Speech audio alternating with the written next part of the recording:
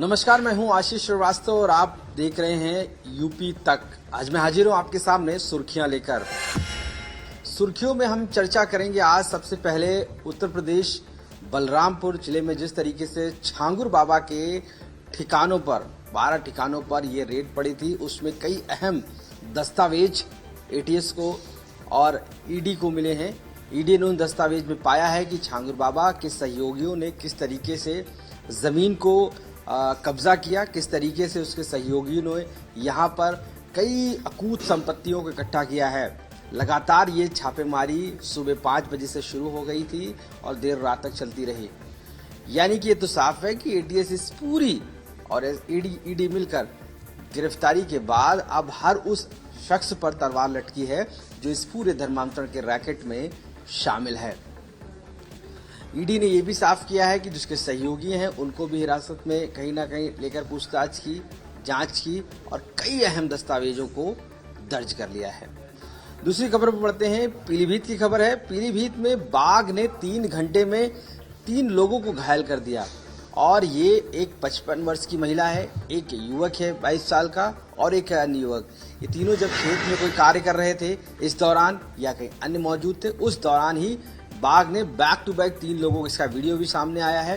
साफ तौर से देखा गया है कि बाघ अमूमन रुक के हमलों की घटना तो सामने आई थी, लेकिन पहली बार ऐसा है कि 3 घंटे में 3 लोगों को हमला किया है। हालांकि तुरंत मौके पर जो एसपी हैं वो पहुंचते हैं, एडमिनिस्ट्रेशन के ऑफिसर पहुंचते हैं और आगे की कार्रवाई शुरू होती है कि किस तरीके से उसको कंट्रोल के वन विभाग की टीम को भी सूचित किया जाता है। अब पीलीभीत में ये दहशत का आलम है कि लोग डरे हुए हैं कि अब बाघ बैक टू बैक ये हमले कर रहा है, जिसकी वजह से अब लोगों ने खेतों में जाना भी बंद कर दिया है और ऐसे में प्रशासन पर लगातार दबाव है कि अब किसी भी तरीके से उस बाघ को पकड़ा जाए, उसको रेस्क्यू किया जाए।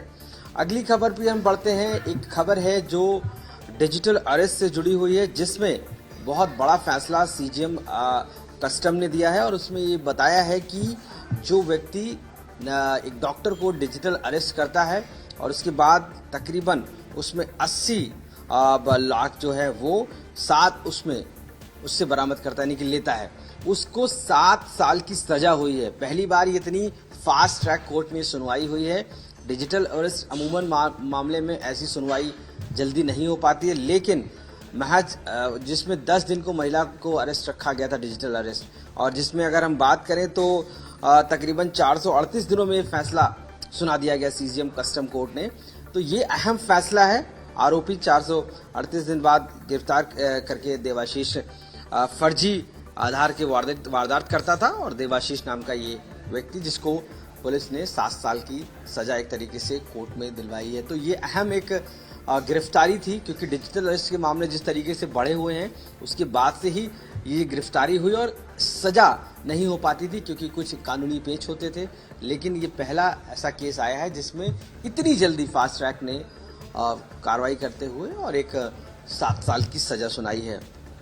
और एक अहम खबर हम बनेंगे धर्मांतर से जुड़ी हुई है, जिसमें आजमगढ़ में एक आरोप लगा है कि जो वहाँ पर शिक्षिका हैं उनको धर्मांतरण कर दिया गया और ये धर्मांतरण जो है शिक्षिका को धर्मांतरण का आरोप कॉलेज के प्रबंधक पर लगा है, क्योंकि साफ तौर से माना गया कि जो शिक्षिका थी वो पहले पूजा पाठ करती थी, लेकिन बाद में उसने रोजा रखना शुरू कर दिया, जिसका आरोप वहाँ के जो प्रबंधक हैं उस पर लगा है। हालांकि इस पूरे मामले पर प्रबंधक जो गालिब खान है कि लालच देकर बताया गया कि उसको धर्मांतरण के प्रति उत्साहित किया गया, क्योंकि धर्मांतरण का नेक्सस पूरे उत्तर प्रदेश में फैला हुआ है छांगुर बाबा का।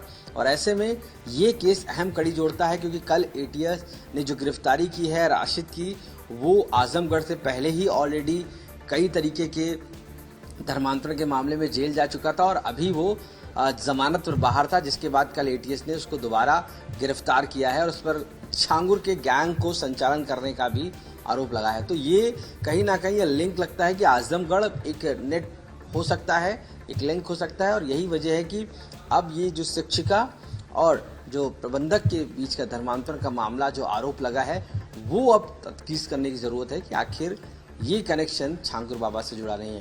तो ये बड़े मामले उत्तर प्रदेश के एक घटना में आखिरी आपसे डिस्कस करूंगा कि उत्तर प्रदेश के लखनऊ में पहले तो महिला आयोग ने एक पत्र लिखा था कि सभी ओला उबर जो ड्राइवर हैं वो अपनी गाड़ियों पर अपने नाम और नंबर लिखेंगे, जिसको अब इम्प्लीमेंट कराया जा रहा है और इसकी शुरुआत लखनऊ से की जा रही है। लखनऊ में अब जो परिवहन विभाग है और महिला आयोग की शिकायत के बाद अब जो घटनाएं हो रही थी उनको रोकने के लिए महिलाओं के प्रति ओला उबर अब कंपलसरी कर दिया गया, अनिवार्य कर दिया गया है कि 15 दिनों में अपना नाम और मोबाइल नंबर गाड़ी के आगे लिखेंगे और अगर नहीं पाते हैं तो मोटर व्हीकल एक्ट और इसके तहत कार्रवाई भी की जाएगी, चालान भी किया जाएगा।